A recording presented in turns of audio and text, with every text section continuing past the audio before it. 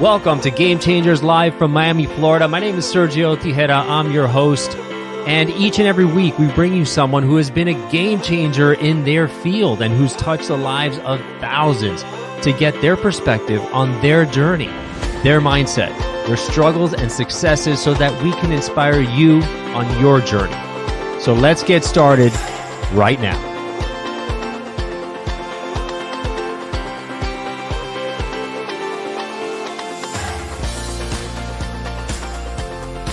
And welcome everybody to Miami, Florida to Game Changers Live. You can catch us each and every week on Google Podcasts, Spotify, Apple Podcasts, LinkedIn, YouTube, any of your favorite platforms. We're there interviewing people who have been game changers in their field. And today is no exception. I have a very special guest with us today.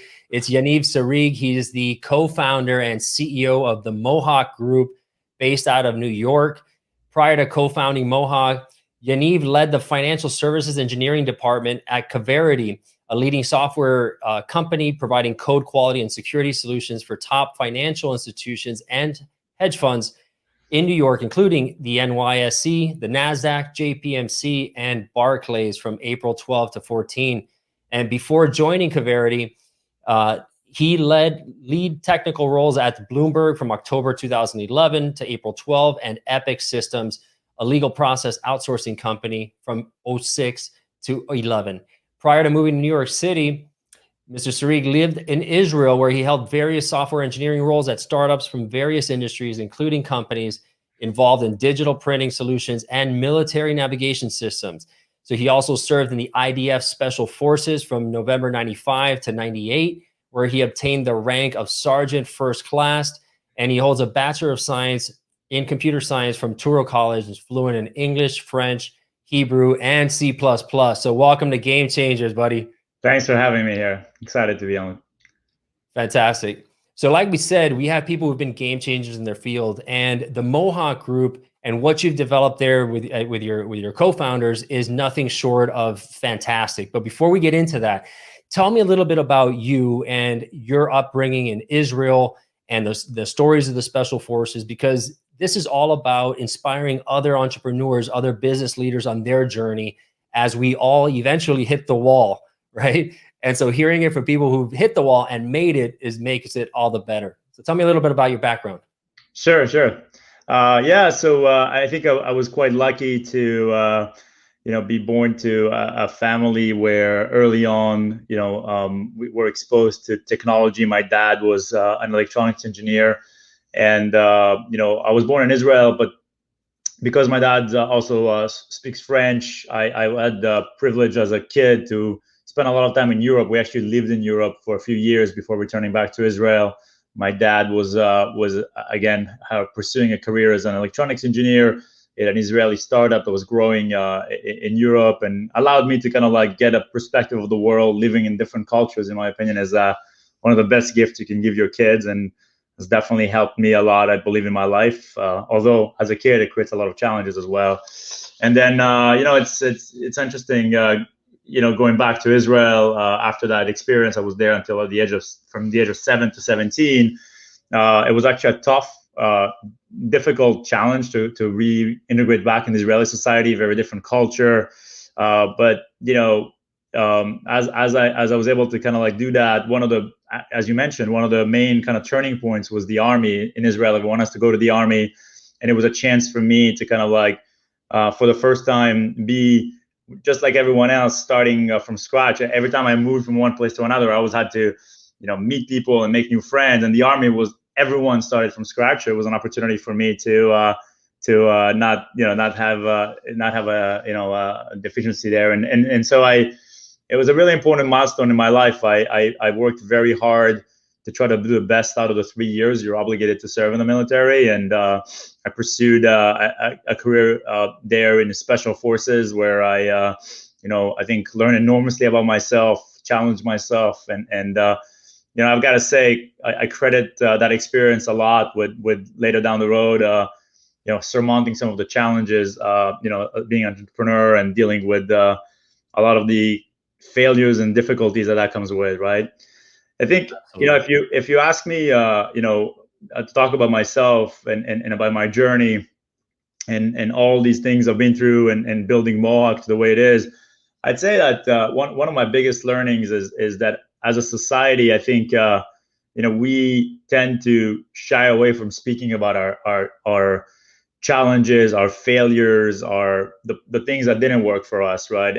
And as I think about that, and as I think about what the challenges that I've got in my life, I believe that the best ROI I've ever had in anything I've ever done was when I failed and when I was able to fight through that failure and recover from it. And it's, as a CEO, maybe the most important thing for me in terms of the culture of the company is to cultivate a culture where failure is not only acceptable, but actually something that we almost cherish as an opportunity to get better, right? And I'd say that if I had to summarize it all in one word, is I think that in one sentence, is I think like, learning from your failures and accepting them and fighting through them and not giving up is probably one of the key essential things that any entrepreneur should embrace in a way, right? Exactly. Failure is one of the biggest teachers, and that's where we find the most gold in the lesson. But we need to look for the lesson and not beat down our people because they failed. Exactly. Everyone's gonna fail. It's part of that process.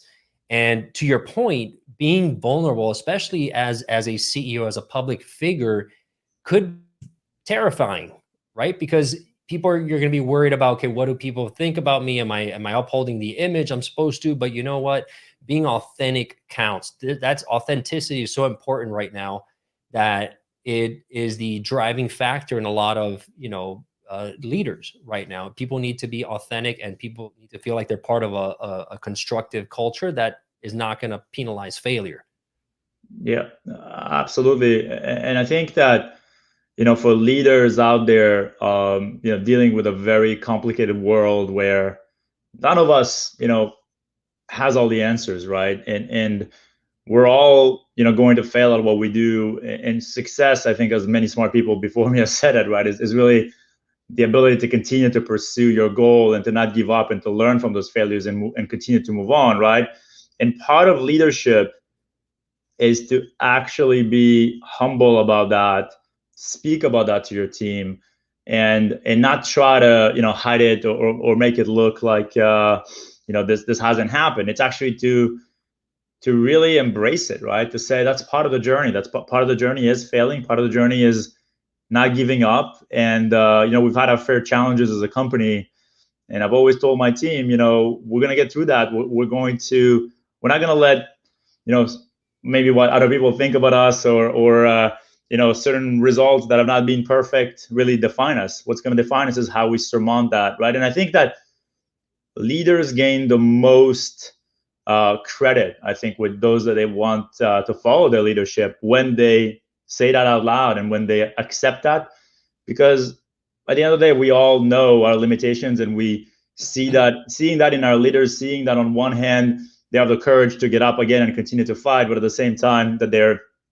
not trying to hide or not speak about their failures. I think it's one of the most credit building things you can do as a leader, right? And so again, to me, as I think about the culture of the company, it's essential that we continue to cultivate that, because companies that create a situation where there's fear around failure are the ones that stop innovating. The ones where people don't have transparency or don't share data as effectively because they're worried about any mistakes they're making,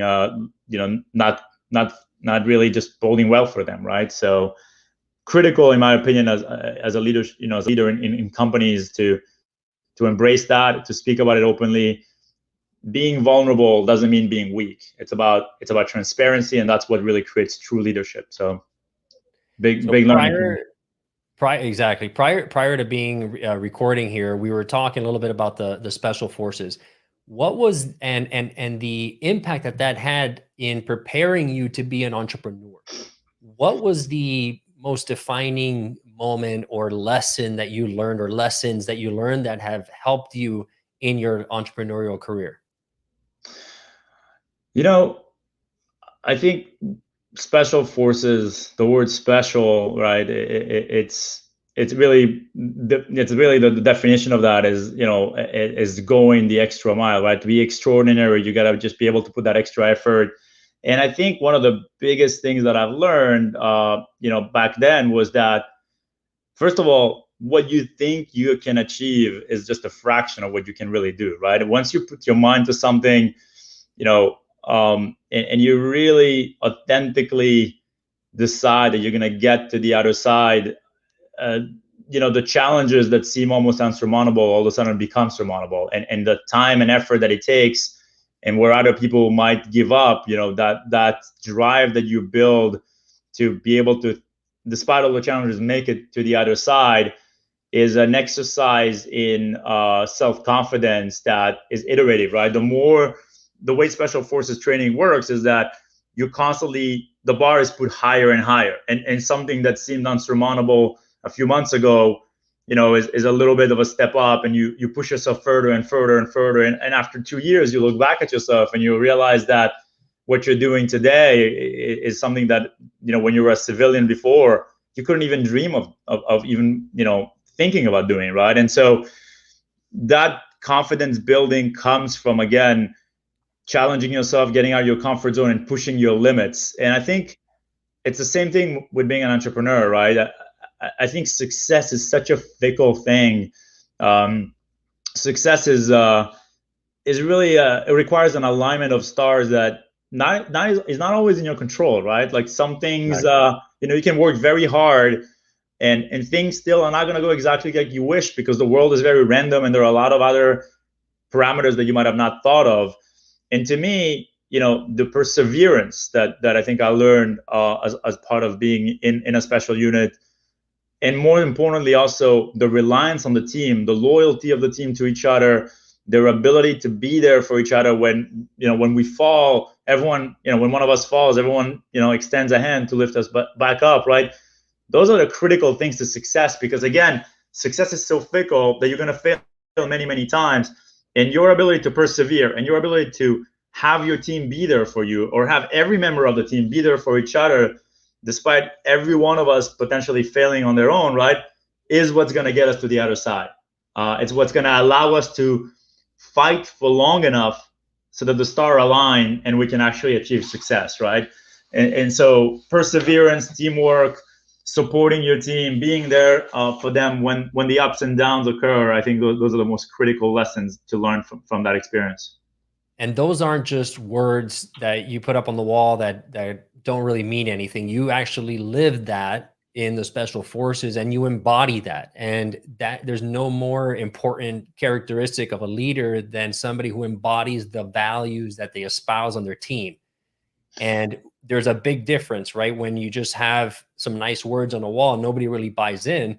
And on the other end, where you have people that will run through a wall for you, right? Because they had that same mentality, that same belief system. And I think that's what distinguishes excellent companies and excellent management versus others that are perhaps don't have that culture of teamwork and perseverance and investing in them and knowing that you believe in your people as a leader. That means a lot to them in terms of their motivation every day.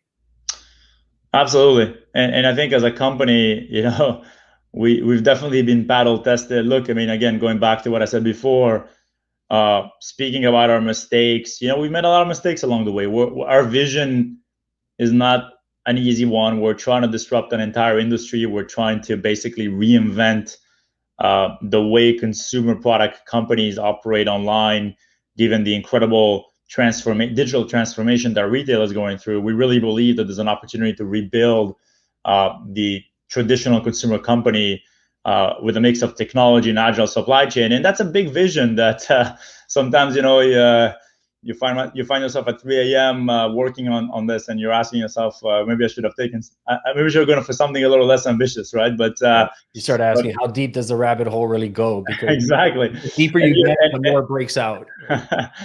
and it's a vision that has a lot of moving parts: technological, logistical, operational, financial, and as an entrepreneur was a big dream. Nothing really prepares you for all these challenges. Nothing prepares you for the mistakes you're going to make. And again, what you do when those mistakes happen, really, to me, is what success is all about, right? I don't think, I think a lot of people out there, look at companies and see their success and think it's been a straight line with no bumps along the road. And it's the opposite, right?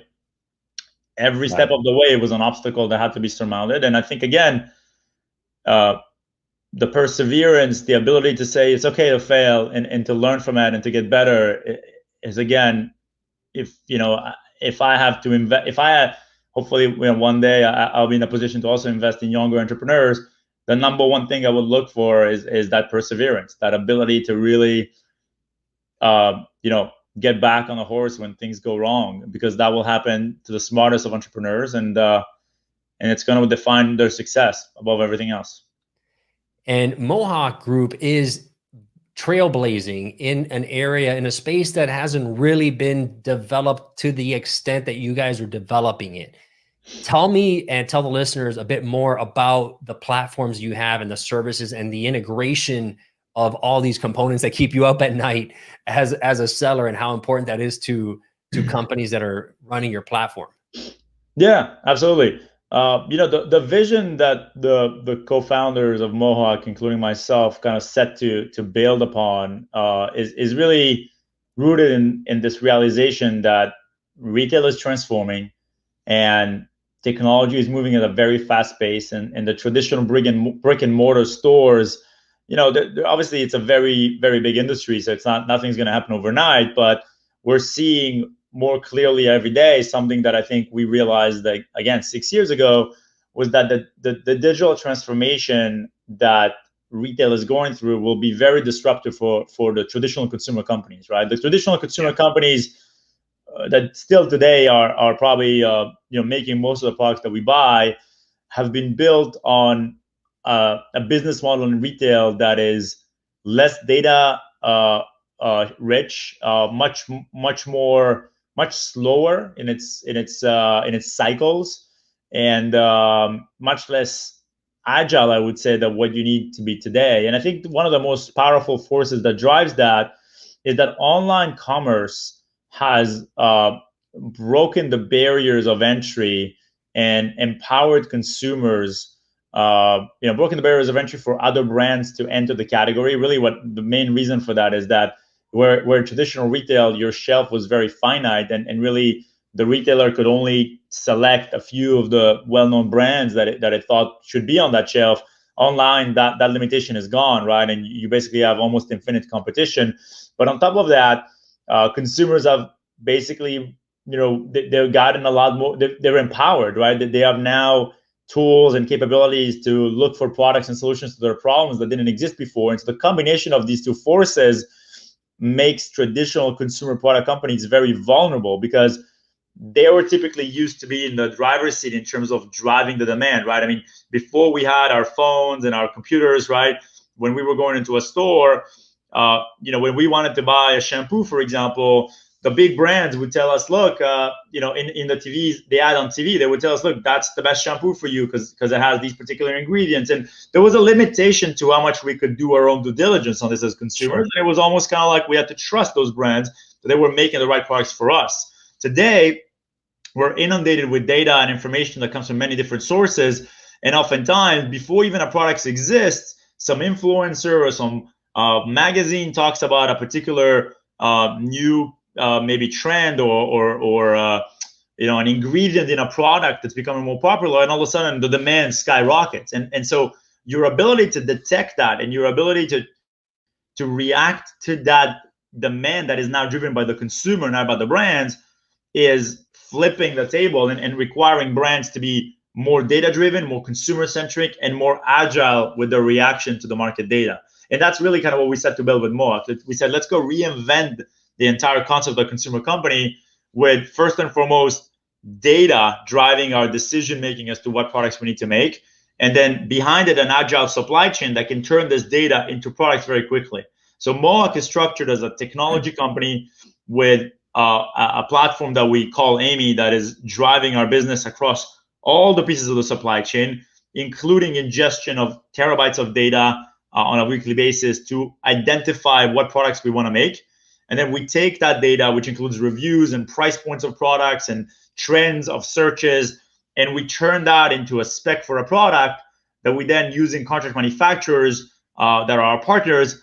We bring to market a product that was designed based on the data that the consumers showed us, was driving their decision making.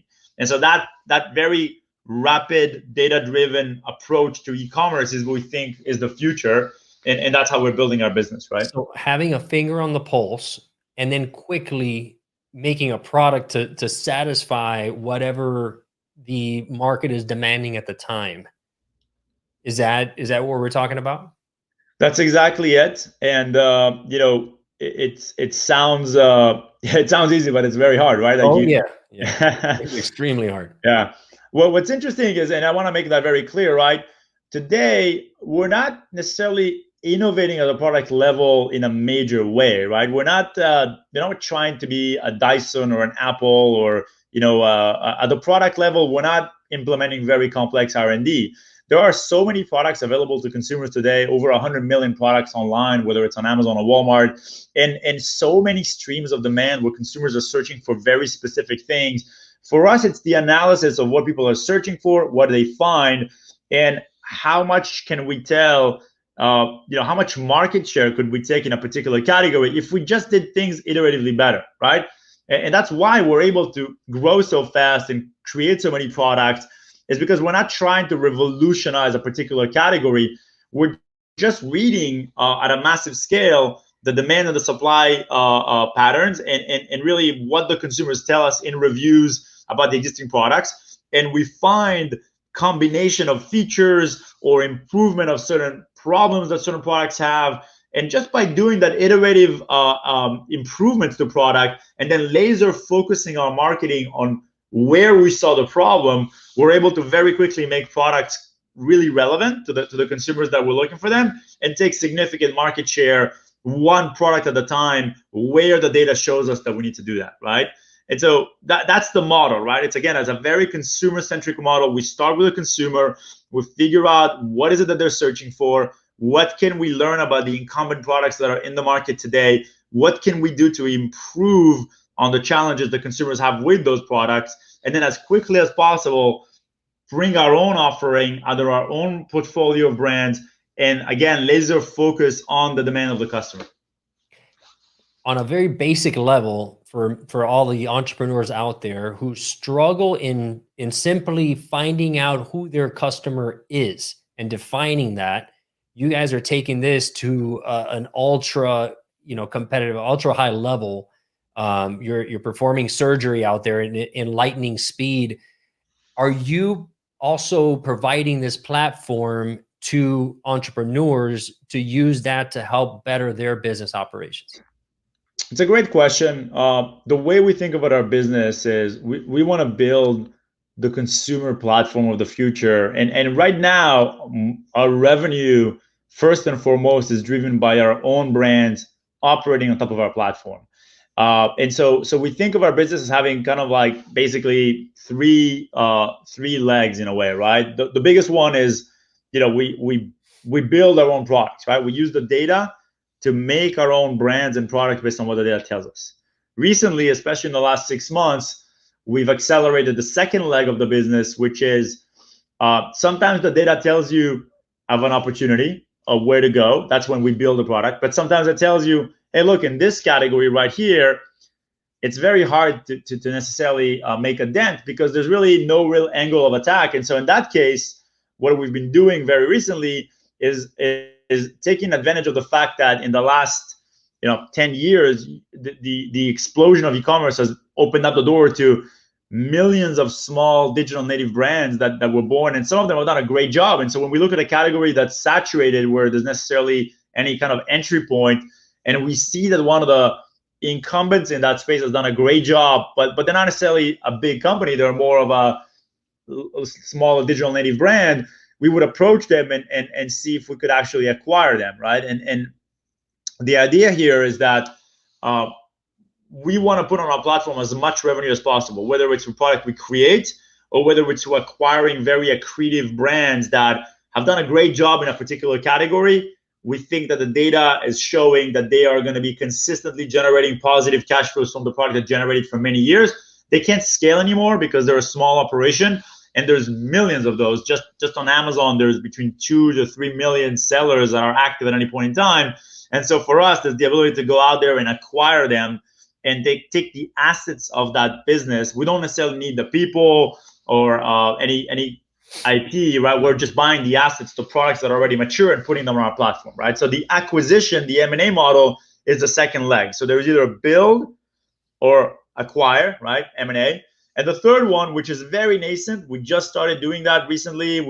With COVID, we had a little bit of a slowdown there because obviously everyone was kind of getting their bearings. But the third one is we use our platform as a service, meaning if we can't build a product in this category and we can't acquire the brands that own that category, then perhaps we can help them, right? And so by doing that, we're slicing the entire consumer, product segment, and basically any product can fall into one of those three buckets. The service component is still very nascent.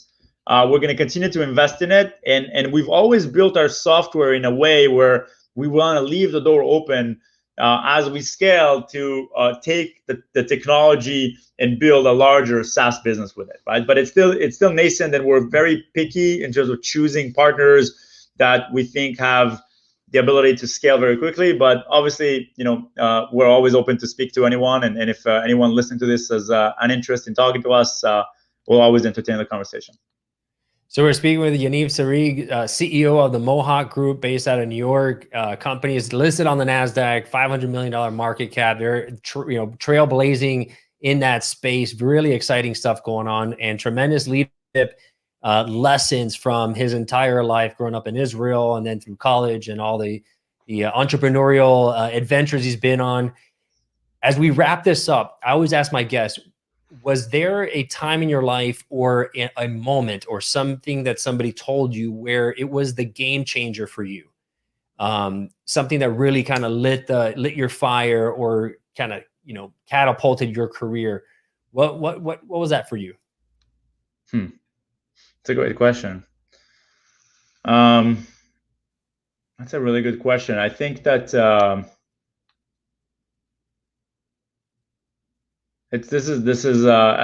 I think I lost someone very close, a long time ago, but something changed in my mind that day. Or not exactly the day. It took me a long time to realize it, but it's the realization that we all have a finite time, in this life, and that it's really our duty almost to the people we lose and that we love to really make the most out of it, and to not be afraid to take risks, to go out there and give it all you got, and and smile along the way, right? Realize that the journey, as much as it's difficult and has its ups and downs and challenges, that's the best part about it. It's that journey, because at the end we all end up in the same place. So having fun, not letting fear stop us from going after our dreams is really, I think, one of the most monumental things you can understand. And unfortunately, for me, that the big leap was really losing someone close and realizing that. And it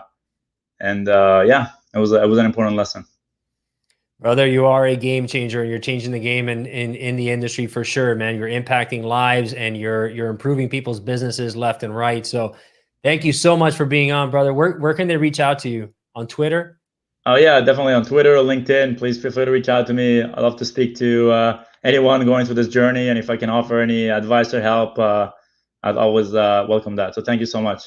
Thanks. If you loved what you heard in today's episode of Game Changers, please subscribe and rate us. The lessons and the stories in these podcasts are immensely valuable, so I invite you to share them with a friend who needs to hear it.